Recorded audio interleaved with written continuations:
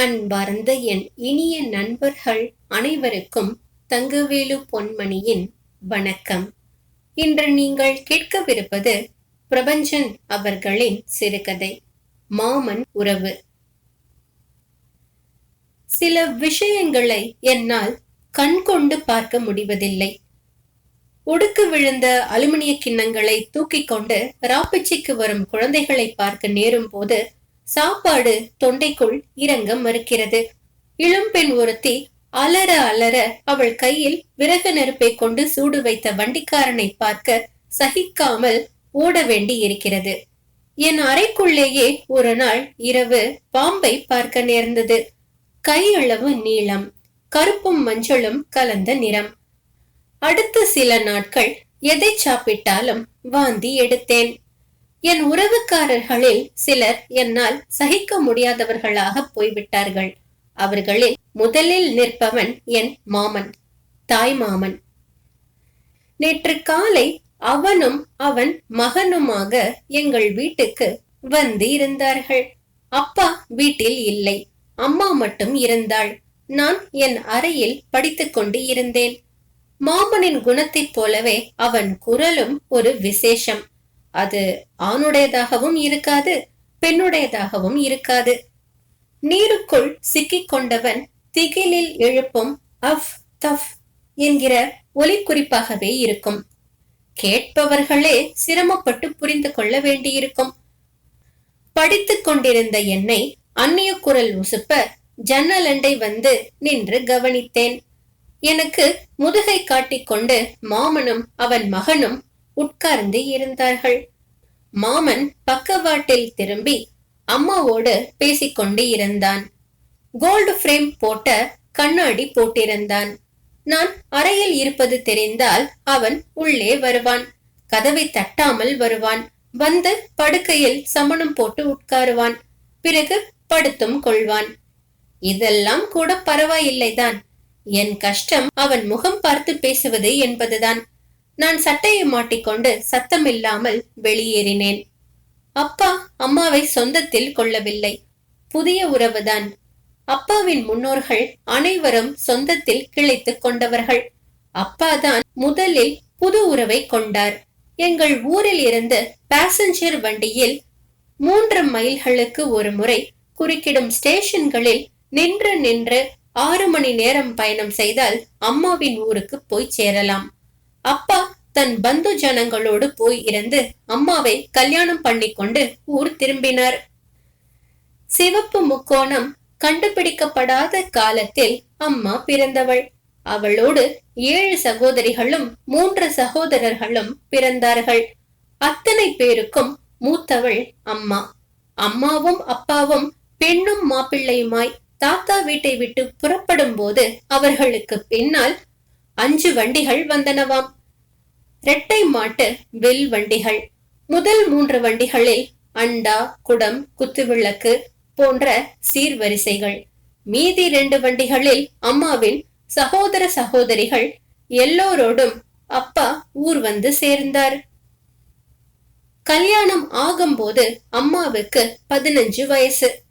பெண் ரொம்பவும் முதிர்ந்து போய்விட்டதாக பாட்டி அந்த காலத்தில் சொல்லிக் கொண்டு இருப்பாளாம்.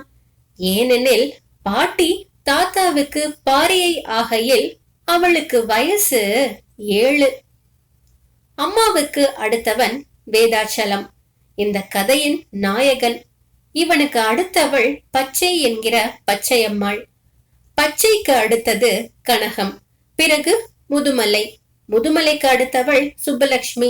சுப்பலட்சுமிக்கு அடுத்து இரட்டை குழந்தைகளாகிய வரலட்சுமி, வேதவல்லி. தொடர்ந்து வந்தவள் அலமேலு. அலமேலுக்கு அடுத்தவளும் என்னோடு சின்ன வயசில் விளையாடியவளும் 3 வயசே ஆன என் சின்னம்மா அங்காள பரமேஸ்வரி. அப்புறம் காமாட்சி, கடைக்குட்டி, கிருஷ்ணன். அம்மா கல்யாணம் ஆகும்போது அவள் தம்பி 6 மாச குழந்தை. ஆக பெரும் சுற்றமும் நட்பும் சூழத்தான் அப்பா தன் இல்லறத்தை தொடங்கி இருக்கிறார். எங்கள் பூர்வீக தொழிலைத்தான் அப்பாவும் செய்தார். 2 கள்ளுக்கடைகளையும் ஒரு சாராய கடையையும் அப்பா கான்ட்ராக்ட் எடுத்து இருந்தார். பிதுரார்ஜித சொத்தாக தோப்பும் நிலமும் ஏராளமாக இருந்தன. அப்போது நாங்கள் இருந்த வீடு 4 கை தாழ்வாரமும் 2 பின்கட்டுகளும் உள்ள வீடு. எல்லா தாழ்வாரங்களிலும் நெல்லும் தேங்காய்களும் சிதறி கிடக்கும். நெல்லை மிதித்து கொண்டுதான் நாங்கள் விளையாட வேண்டியிருக்கும்.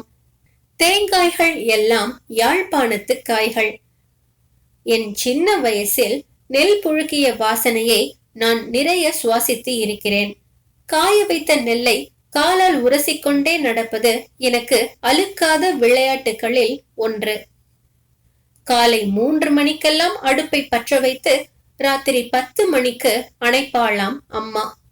விருந்தாடிகள், சிநேகிதர்கள், மரமேறிகள் என்று சதா கூடத்தில் யாராவது சாப்பிட்டு கொண்டிருப்பார்கள்.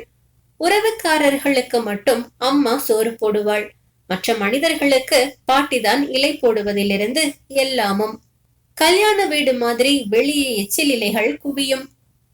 குறவர்கள் சண்டை போட்டுக்கொண்டு இலையை வழித்துக் கொண்டு இருப்பார்கள். கள் சாராய கடைகளுக்கும் சேர்த்தே வீட்டில் சமையல் நடக்கும். நாளைக்கு 10 ஆட்டுத்தலையாவது வேகும். ரத்தம், மீன், எறா எல்லாமும் தனித்தனியாக தயாராக வேண்டும். எங்கள் வீட்டு சமையலறை எப்போதும் கரிமண்டி கண்ணங்கரேல் என்று காட்சி அளிக்கும். பொங்கல் சமயங்களில் வீட்டுக்கு வெள்ளை அடிப்பார்கள். எவ்வளவு சுண்ணாம்பு பூசினாலும் அடுப்பு கறி மட்டும் அகன்றதே இல்லை. இந்த சூழ்நிலையில் வளர்ந்தவன் என் மாமன். அம்மாவோடு வரும்போது அவனுக்கும் அவளுக்கும் 1 வருஷமே வித்தியாசம். ஆனாலும் அதுவரை அவன் பள்ளிக்கூடம் போனவன் இல்லை. தாத்தா அம்மாவை பெற்றவர். வீட்டுக்கு வெளியேயும் உள்ளேயும் பிரதானமான தொழிலாக ஜோஷியத்தை வைத்து இருந்தார். ஒழிந்த வேலைகளில் அரசாங்க உத்தியோகமாகிய மணியக்கார தொழிலையும் புத்திரோர் பத்தியத்தையும் சேர்த்து கவனித்து வந்தார். ஜோஷியம், மணியம் இரண்டிலும் முதலாவதிலேயே அவருக்கு சில்லறையும் மதிப்பும் தட்டுப்பட்டதால் நாளடைவில் 2வதை புறக்கணித்து ஜில்லாவிலேயே பெரிய ஜோஷியராக பிரக்யாதி பெற்றார். கோடை விடுமுறையில் நான் தாத்தா வீட்டுக்கு போகும் போதெல்லாம் பார்ப்பேன். வாசலில் எந்நேரமும் மாட்டு வண்டிகள் அவரை கூட்டிச் செல்ல காத்து கொண்டு இருக்கும். மாடுகள் அசையும் போதெல்லாம் அவற்றின் கழுத்து மணியும் கொம்பு சலங்கையும் கிணுக்கிணுக்கும் கோயில் மணி மாதிரி அச்சப்தத்தை நாள் முழுவதும் கேட்க தோன்றும். நன்றாக போஷிக்கப்பட்டு பசி அறியாத மாடுகளை நாள் முழுக்க பார்த்து கொண்டு இருக்கலாம். அரியலூர், நெய்வேலி, ஸ்ரீமுஷ்ணம் என்று பல திக்குகளில் இருந்தும் தாத்தாவுக்கு அழைப்பு வரும். ஜரிகை அங்கவஸ்திரத்தை போட்டுக்கொண்டு தாத்தா அலைந்தவாறு இருப்பார். அந்த அலைச்சலில் அவர் பிள்ளைகளை பற்றி யோசிக்க அவருக்கு நேரம் எங்கே இருக்க போகிறது? மாமனை அப்பா தன்னோடு அழைத்து வந்தது வேரோடு செடியை பிடுங்கி புதிய மண்ணில் பயிர் செய்ததைப் போலத்தான் அப்பாவுக்கு இருந்தது.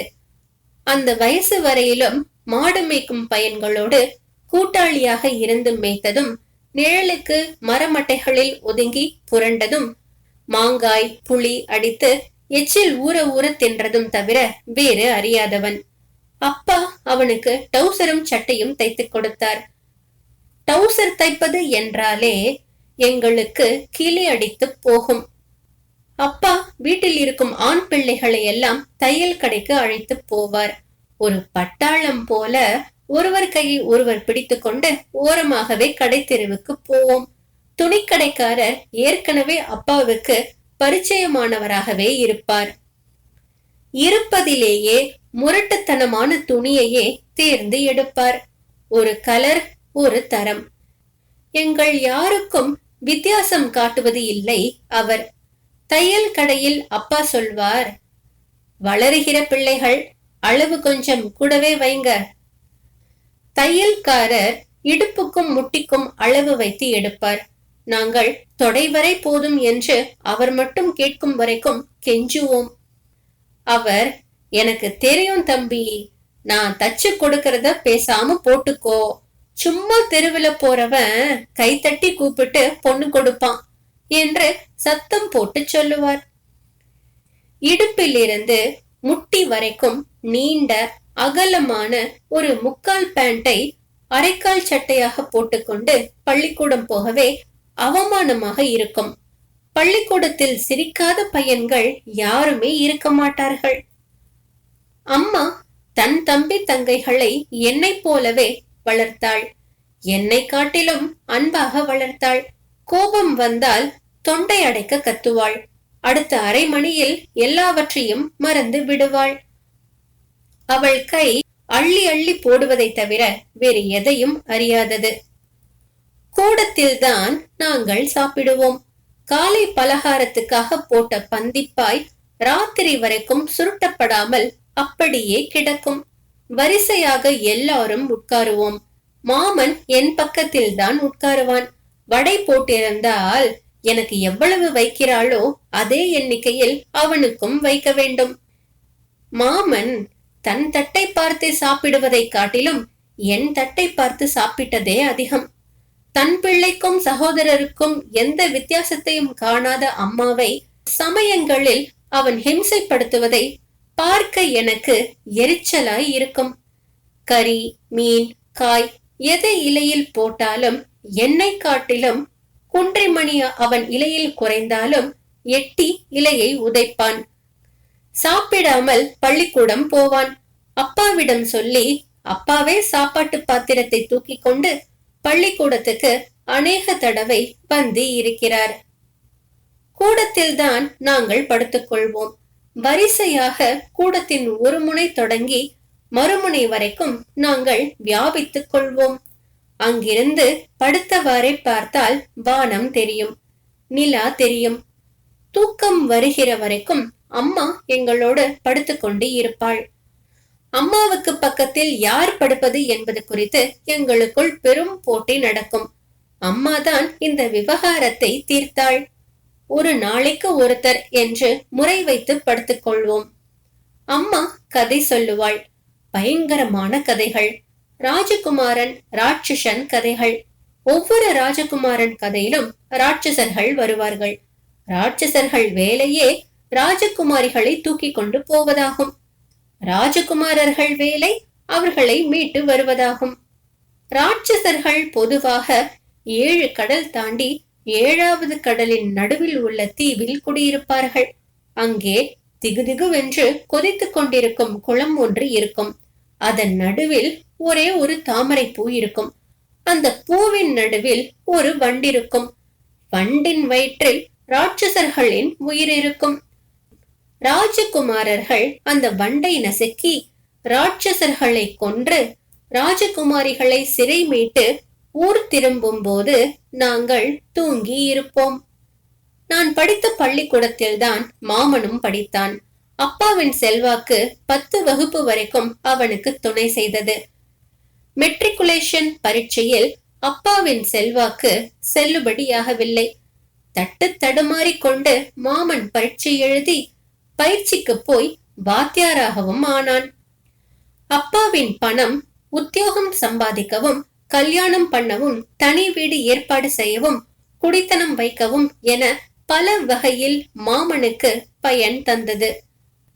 அம்மா மாமன் கல்யாணத்துக்கு ஆன பெருந்தொகையை பின்னாளில் பசித்த போதெல்லாம் கணக்கு பார்ப்பாள்.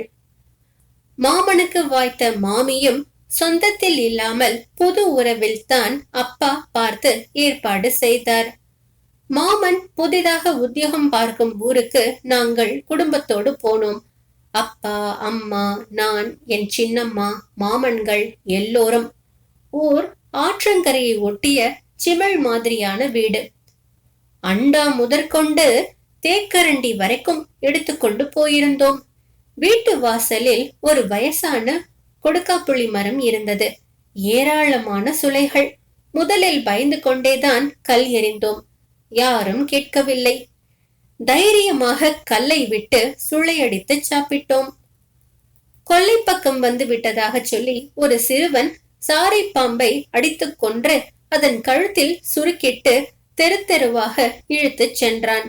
நான் பார்க்காமல் ஓடி வந்து விட்டேன். வீட்டுக்கும் பள்ளிக்கூடத்துக்கும் கொஞ்சம் தூரம் என்றானாம் மாமன்.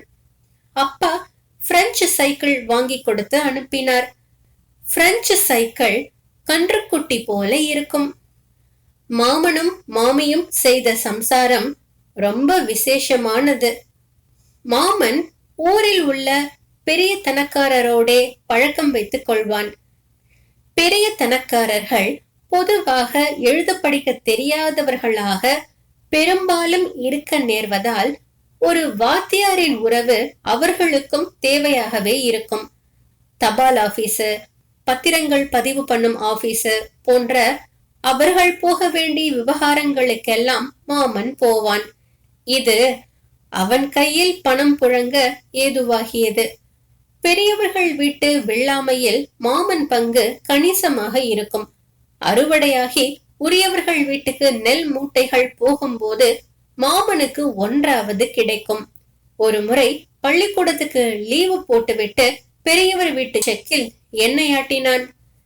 செக்கில் மாமனே உட்கார்ந்து சுற்றி சுற்றி வந்ததை நானே பார்க்க நேர்ந்தது.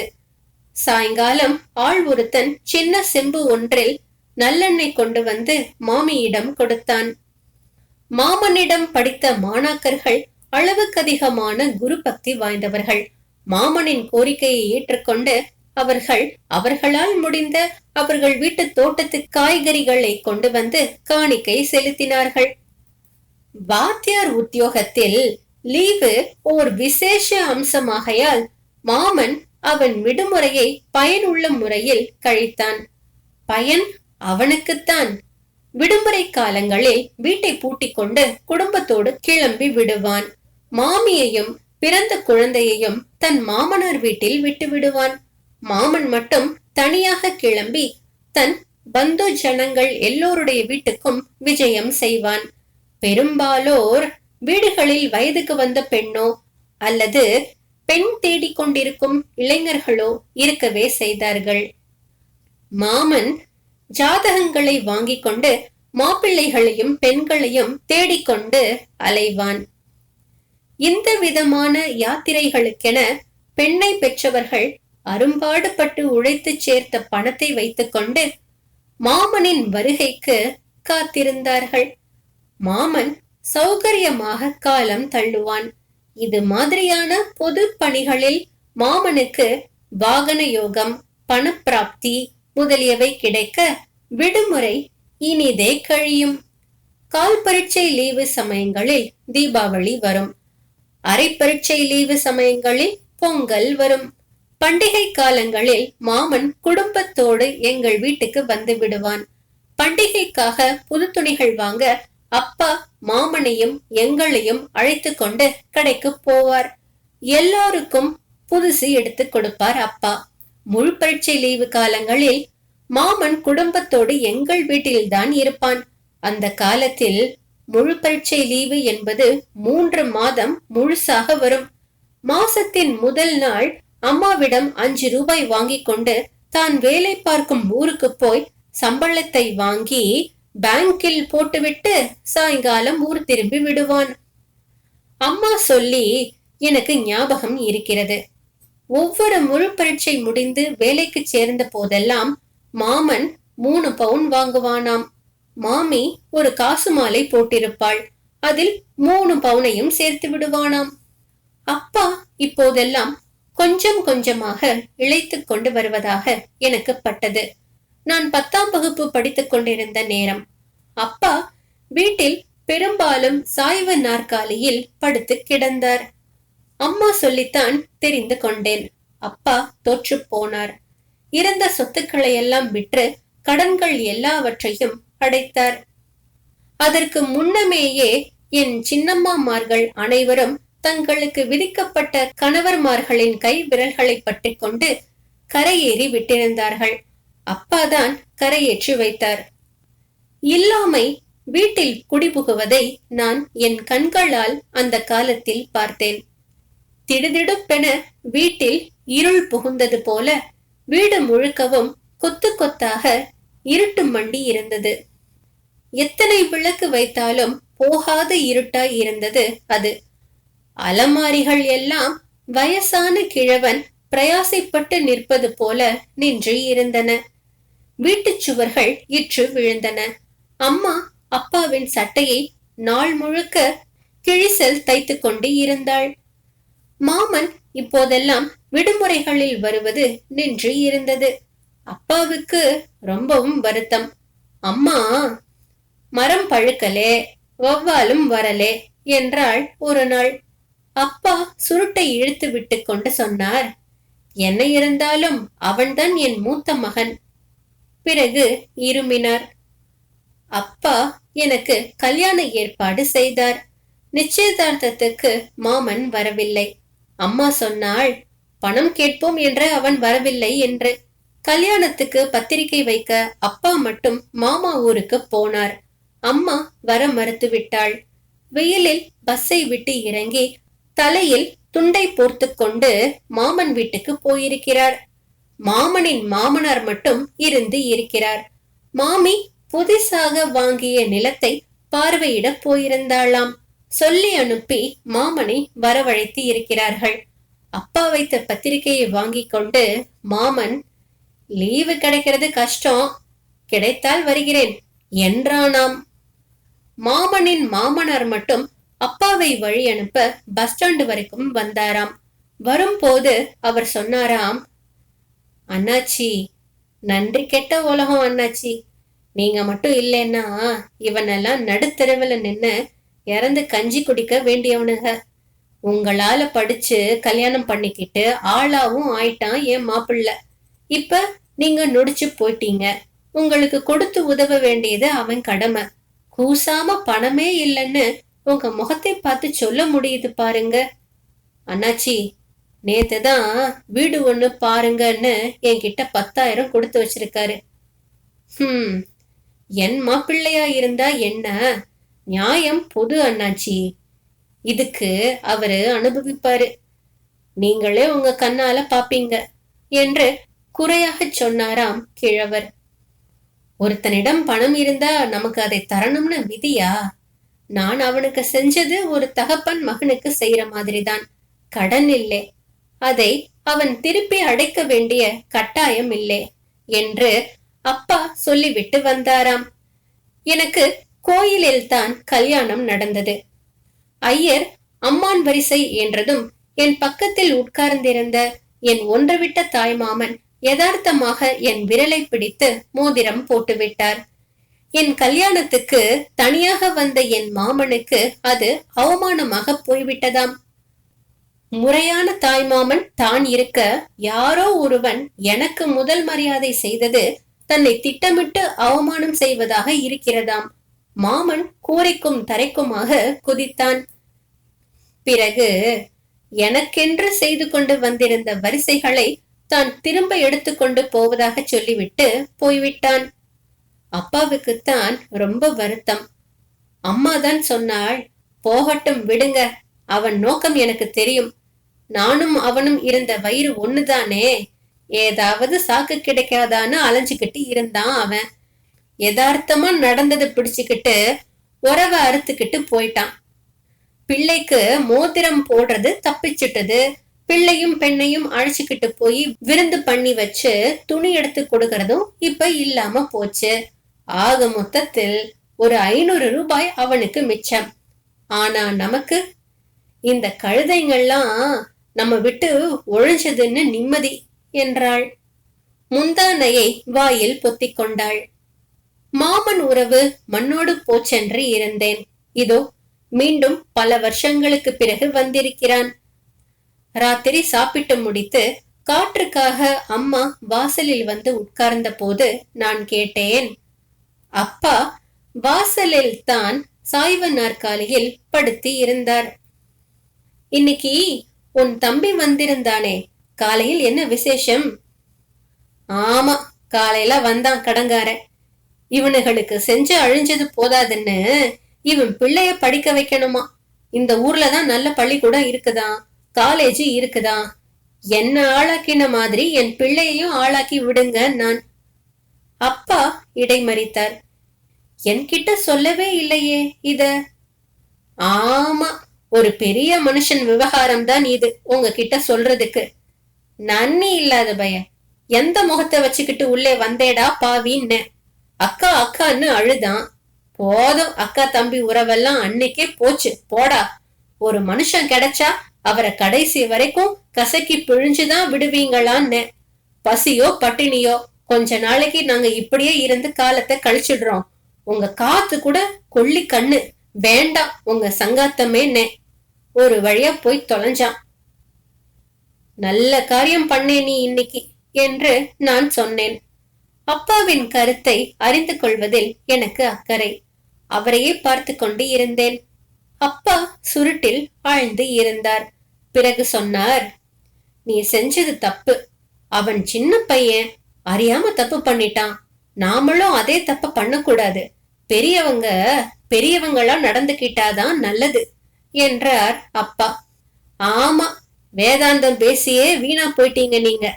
என் தம்பி எனக்கே வேண்டான்னுட்ட பின்னால நீங்க ஏன் சேர்த்து சேர்த்து பிடிச்சுக்கிட்டு நிக்கிறீங்க?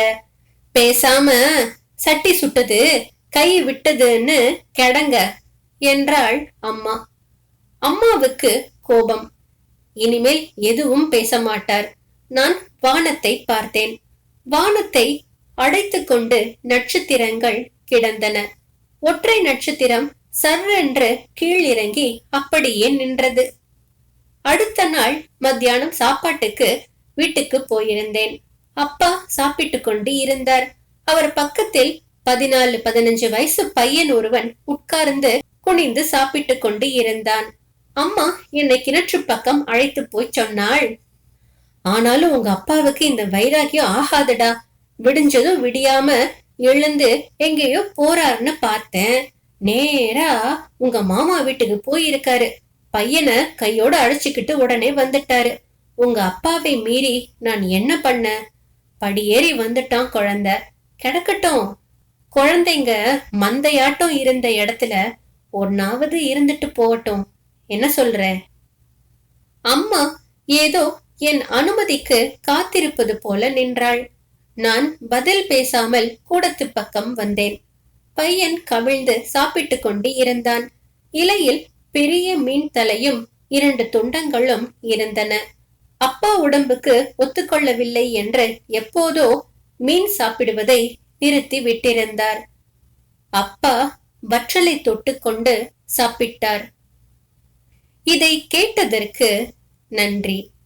பிடித்து இருந்தால் இந்த சேனலை சப்ஸ்கிரைப் செய்து உங்கள் நண்பர்களுக்கு ஷேர் செய்யவும். இன்றைய பொழுது இனிதாக அமைய நல்வாழ்த்துக்கள். நன்றி.